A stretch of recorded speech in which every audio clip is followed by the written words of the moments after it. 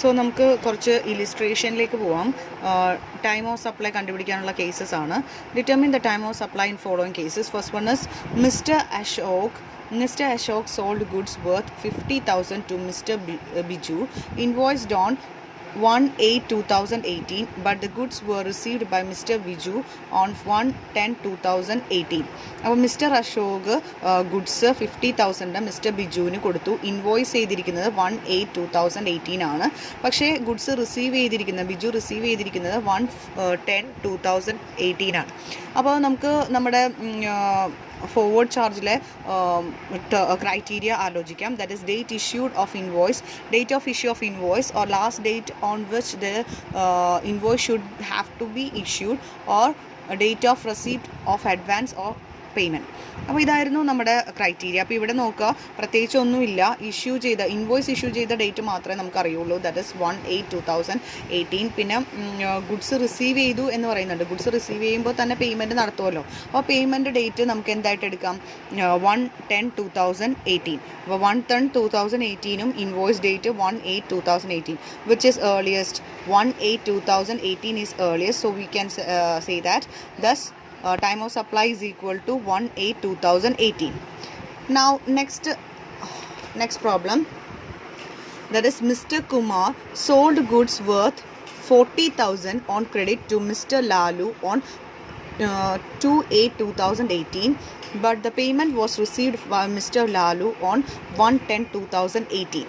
Mister Kumar എന്ന് പറയുന്ന വ്യക്തി ഗുഡ്സ് 40,000 ക്രെഡിറ്റിൽ മിസ്റ്റർ ലാലുവിന് കൊടുക്കുന്നുണ്ട്. ആ കൊടുക്കുന്ന ഡേറ്റ് എന്ന് പറയുന്നത് 1/8/2018 ആണ്. നമുക്കറിയാം, ഒരു ക്രെഡിറ്റിലായാലും അല്ലെങ്കിൽ ഫുൾ പേയ്മെൻ്റ് ആണെങ്കിലും നമ്മൾ ഇൻവോയ്സ് ആ ഡേറ്റിൽ തന്നെ എഴുതുന്നതായിരിക്കും. ഗുഡ്സ് കൊടുക്കുന്ന ഡേറ്റിൽ തന്നെ എഴുതുന്നത്. അതപ്പോൾ ഇൻവോയ്സ് കൊടുത്തിട്ടുണ്ടാവുന്നത് 2/8/2018 പേയ്മെൻറ്റ് റിസീവ് ചെയ്യുന്നത് ലാലുവിന് ദാറ്റ് ഈസ് 2/10/2018 ആണ്. Payment or invoice which is earliest, that is invoice ആണ് ഏർലിയസ്റ്റ് ആയിട്ട് നിൽക്കുന്നത്. അപ്പോൾ 2/8/2018 ആണ് ടൈം ഓഫ് സപ്ലൈ ആയിട്ട് എടുക്കുന്നത്. Next question is Mr. Chand sold goods worth 30,000 to Mr. Devgar on 5/8/2018, which were sent on 6/8/2018, the invoice date being 15/8/2018, and the goods were received by Divakar on 5/9/2018. അപ്പോൾ കുറേ dates ഇവിടെ തന്നിട്ടുണ്ട്. Mister Chand എന്ന് പറയുന്ന വ്യക്തി goods cell ചെയ്യുന്നത് 30,000 റുപ്പീസിന് ദിവാകറിന് കൊടുക്കുന്നുണ്ട്. ആ സെല്ല് ചെയ്യുന്ന ഡേറ്റ് എന്ന് പറയുന്നത് 5/8/2018 ആണ്.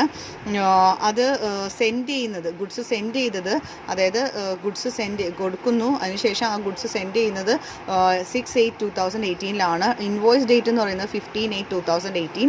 ഗുഡ്സ് ദിവാകറിന് കിട്ടുന്ന ഡേറ്റ് എന്ന് പറയുന്നത് 5/9/2019 എന്ന് പറഞ്ഞിട്ടുണ്ടെങ്കിൽ ഡേറ്റ് ഓഫ് ഇൻവോയ്സ് എന്ന് പറയുന്നത് 15/8/2018 ആണ്. ഇവിടെ ചന്ദ് സെല്ല് ചെയ്യുന്നുണ്ട് ദിവാകറിന്. അതിനുശേഷം ശരിക്കും ഈ ദിവാകറിന് ഗുഡ്സ് കിട്ടുന്ന ഡേറ്റ് എന്ന് പറയുന്നത് 5/9/2018 ആണ്. ആ ഡേറ്റ് മാത്രം എടുത്താൽ മതി. അപ്പോൾ കൺഫ്യൂഷൻ ആകാൻ വേണ്ടിയിട്ടാണ് ഈ ഡേറ്റുകളെല്ലാം തന്നിരിക്കുന്നത്. അപ്പോൾ ഇതാണ് ആക്ച്വലി അയാൾ റിസീവ് ചെയ്യുന്ന ഡേറ്റ്. അതായത് അയാൾക്ക് ഗുഡ്സ് കിട്ടുന്ന ഡേറ്റ് എന്ന് പറയുന്നത് 5/9/2018 കിട്ടുന്ന സമയത്താണ് പേയ്മെൻറ്റ് നടത്തുന്നത്.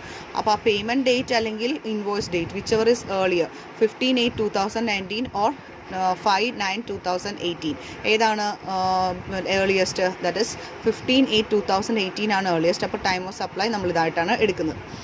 Now fourth one is Mr. Ashok received 1,000 on 10/10/2018 from Mr. Biju in respect of goods sold on 1/8/2018, being the transportation charges. ട്രാൻസ്പോർട്ടേഷൻ്റെ ചാർജസിൻ്റെ ഭാഗമായിട്ട് മിസ്റ്റർ അശോകിന് 1,000 റുപ്പീസ് 10/10/2018 മിസ്റ്റർ ബിജുവിൻ്റെ കയ്യിൽ നിന്ന് കിട്ടുന്നുണ്ട്. ബിജുവിൻ്റെ കയ്യിൽ നിന്ന് കിട്ടുന്നത് ഗുഡ്സ് എപ്പോൾ സെല്ല് ചെയ്ത ഗുഡ്സാണ്? 1/8/2018 സെല്ല് ചെയ്ത ഗുഡ്സിനാണ് ഇപ്പോൾ നമുക്ക് ഇത്തരത്തിലൊരു പേയ്മെൻറ്റ് നടത്തുന്നത്. അപ്പം പേയ്മെൻറ്റ് നടത്തിയിരിക്കുന്നത് എപ്പോഴാണ്?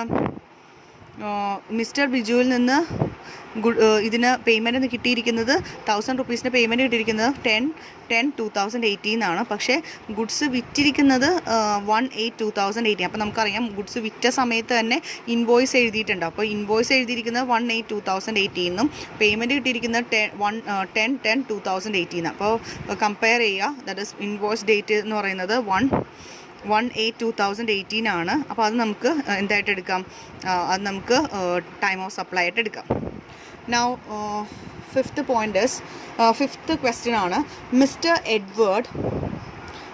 Edward received a check of rupees 20,000 on 15/8/2018 from Mr. Felix for the goods sold on 1 month back. The account of Mr. Felix was credited on the same day, but the check was cleared and credited to account of Mr. Edward on 25/8/2018. അപ്പോൾ mister Edward എന്ന് പറയുന്ന വ്യക്തി ഒരു cheque issue ചെയ്യുന്നുണ്ട് 25,000 റുപ്പീസിൻ്റെ 15/8/2018 mister ഫെലിക്സിൻ്റെ പേരിലാണ് കൊടുക്കുന്നത്. അതായത് ഒരു മാസം മുമ്പ് പർച്ചേസ് ചെയ്ത ഗുഡ്സിന് വേണ്ടിയിട്ടുള്ള ചെക്കാണ് ഇപ്പോൾ കൊടുക്കുന്നത്.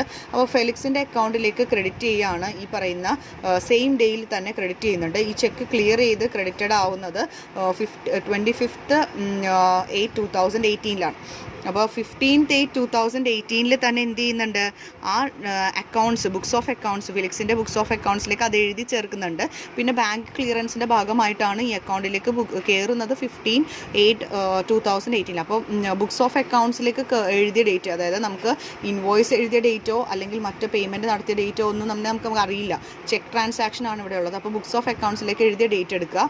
അല്ലെങ്കിൽ ഈ രണ്ട് ഡേറ്റ് നമ്മൾ കമ്പയർ ചെയ്യുമ്പോൾ which is earlier books of അക്കൗണ്ടിലേക്ക് എടുത്ത ഡേറ്റ് ആണ് ഏർലിയസ്റ്റ് ആയിട്ട് നിൽക്കുന്നത്. That is 15/8/2018. അതാണ് ടൈം ഓഫ് സപ്ലൈ ആയിട്ട് നമ്മൾ എടുക്കുന്നത്. Next is mister Govind purchased raw materials of rupees 60,000 from Mr. Harry on 1/10/2018. Mr. Harry is an unregistered dealer. The rate of tax on goods being 5%, Govind paid the amount to Harry on 1/11/2018.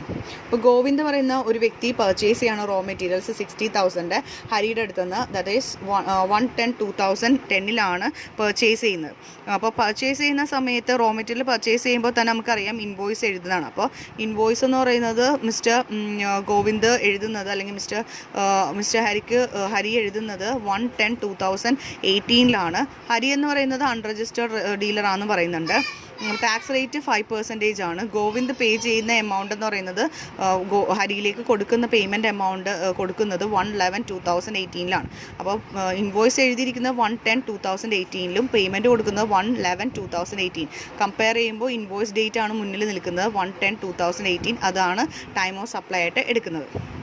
Next is Mr. John made advance payment of 20,000 on 1/10/2018 to farmer, being the price of spices to be supplied with 1 month. The tax rate is 5%. The farmer supplied spices on 10/11/2018. അപ്പോൾ അതായത് mister John advance payment കൊടുക്കുന്നുണ്ട് ഒരു ഫാമർക്ക്.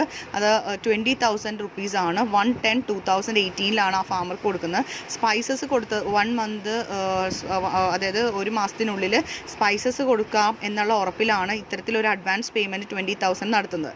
Farmer spices supply ചെയ്യുന്നത് 10/11/2018 അപ്പോൾ നമ്മുടെ rule അനുസരിച്ച് date of receipt of advance of payment which is അഡ്വാൻസോ അല്ലെങ്കിൽ പേയ്മെൻറ്റ് നടത്തിയതോ ഏതോ എടുക്കാം. അപ്പോൾ നമുക്ക് അഡ്വാൻസ് പേയ്മെൻറ്റ് നടത്തിയിരിക്കുന്നത് 1/10/2018 സോറി 1/10/2018 നമ്മൾ അഡ്വാൻസ് പേയ്മെൻറ്റ് നടത്തിയിരിക്കുന്നത്. ബാക്കി ഫാമർ സപ്ലൈ ചെയ്യുന്നത് 10/11/2018 ഇവിടെ ബാക്കിയുള്ള പേയ്മെൻറ്റും കൂടി നടത്തും. അപ്പോൾ ഈ അഡ്വാൻസ് പേയ്മെൻറ്റ് കിട്ടിയിരിക്കുന്ന ഈ ഒരു ഡേറ്റ് ആണ് നമ്മൾ ടൈം ഓഫ് സപ്ലൈ ആയിട്ട് എടുക്കുന്നത്. കമ്പയർ ചെയ്യുമ്പോൾ ഇതാണ് മുന്നിൽ നിൽക്കുന്നത്. Next is X Limited, an oxygen cylinder supplier issued 30/11/2018 to Apollo Hospitals vouchers to receive 1,000 cylinders from the factory. Half the price of 5 lakh were paid immediately and the balance price was paid when the vouchers were redeemed on 1/12/2018 to get the cylinders.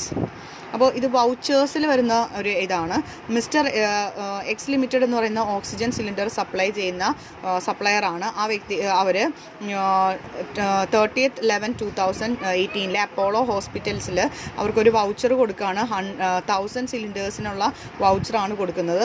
1000 സിലിണ്ടേഴ്സിനുള്ള voucher കൊടുക്കുമ്പോൾ half of the price, അതായത് 5 ലക്ഷം രൂപയുടെ oxygen cylinders അവരപ്പം തന്നെ അതിനുള്ള കാശ് കൊടുത്തു, advance payment കൊടുത്തു. ബാക്കി price എന്ന് പറയുന്നത് വൗച്ചർ റിഡീം ചെയ്ത സമയത്ത് 1000 സിലിണ്ടേഴ്സിന് വേണ്ടിയിട്ടുള്ള വൗച്ചേഴ്സ് റിഡീം ചെയ്ത സമയത്താണ് 1/12/2018 സിലിണ്ടേഴ്സ് കിട്ടുന്നത്. ആ സമയത്താണ് റിഡംഷൻ്റെ സമയത്താണ് ബാക്കിയുള്ള പ്രൈസ് കൊടുക്കുന്നത്. അപ്പോൾ ഈ അഡ്വാൻസ് പേയ്മെൻറ്റ് നടത്തിയ 5 lakh rupees സപ്ലൈ നടത്തിയിരിക്കുന്നത് എത്രയാണ്? 30/11/2018 അപ്പോൾ 5 lakhനുള്ള 5 lakh rupeesനുള്ള വേർത്തുള്ള സപ്ലൈയുടെ ടൈം എന്ന് പറയുന്നത്, ടൈം ഓഫ് സപ്ലൈ എന്ന് പറയുന്നത് 30/11/2018 ബാക്കി ബാലൻസ് ഓഫ് സപ്ലൈ എന്ന് പറയുന്നത് 1/12/2018 redemption of vouchers of cylinders voucher submit ചെയ്യുന്ന ആ ഡേറ്റ് ആണ് ബാക്കിയുള്ള ബാലൻസ് പ്രൈസിൻ്റെ ടൈം ഓഫ് സപ്ലൈ വരുന്നത്. ഓക്കെ.